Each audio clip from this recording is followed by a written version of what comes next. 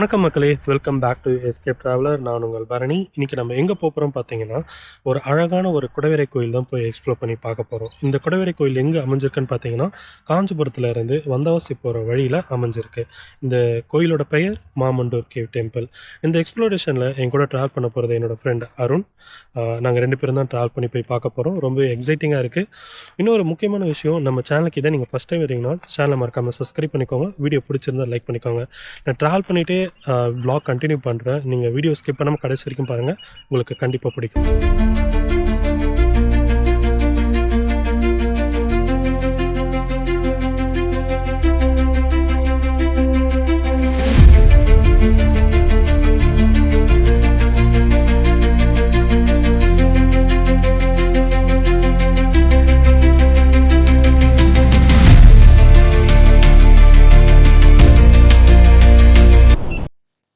கடைசியாக அந்த ஸ்பாட்டுக்கு நம்ம ரீச் ஆயாச்சு.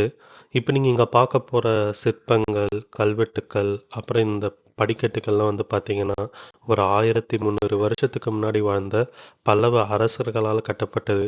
நாங்கள் ஒரு ஈவினிங் டைம் இந்த இடத்துக்கு வந்திருக்கோம். இந்த இடம் பார்க்கவே வந்து ரொம்ப அமைதியாக அழகாக இருக்குது.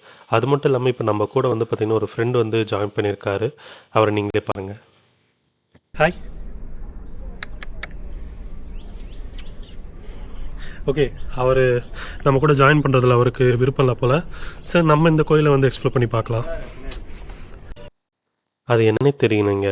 இந்த மாதிரி ஒரு பழமையான கோயிலுக்கு போகும்போதும் சரி, இல்லை மலை மேலே இருக்கிற சிவன் கோயிலுக்கு போகும்போதும் சரி, நம்மளுக்கு வழித்துணையாக எப்பவுமே வந்து பார்த்திங்கன்னா ஒரு நாய் இல்லை ஒரு பைரவர் வந்து எப்பவுமே கூட வருவார்.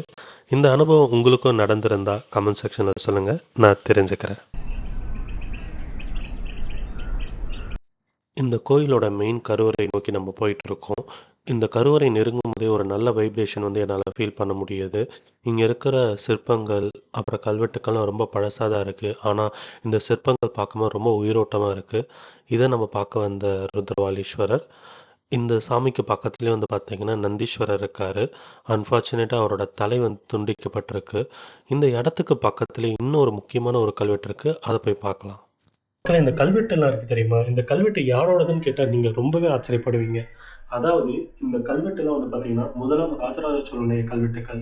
அதாவது இந்த கோயில் வந்து பல்லவர்களால் கட்டப்பட்டதாக இருந்தாலும் இந்த கல்வெட்டுக்கள் அப்புறம் இந்த கோயிலில் நடந்த பூஜை எல்லாமே வந்து பார்த்தீங்கன்னா சோழர்கள் தான் பண்ணியிருக்காங்க. இது கேட்கவே ரொம்ப ஆச்சரியமா இருக்குல்ல மக்களே. இந்த பிரம்மாண்டத்தை பாருங்க. இது ஒரு மிகப்பெரிய பாறை, அதை குடைஞ்சு கோயிலை கட்டியிருக்காங்க.